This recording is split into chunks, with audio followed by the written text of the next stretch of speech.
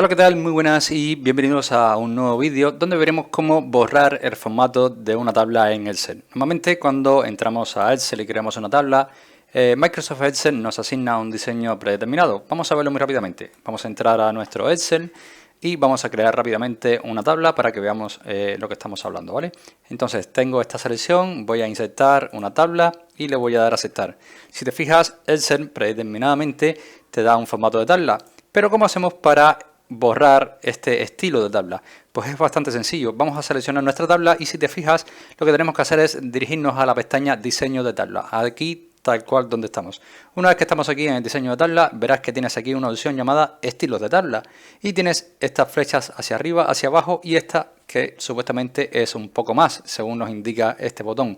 Hacemos un clic sobre más y cuando se nos despliegan todos los diseños de tablas que tenemos, verás que aquí abajo tienes una opción llamada borrar.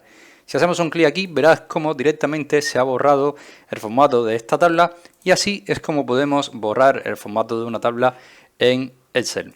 Como siempre te digo, espero que este vídeo te haya gustado, te haya ayudado. Si es así, te invito a que me dejes tu like, suscríbete a este canal y por supuesto nos vemos en un siguiente vídeo.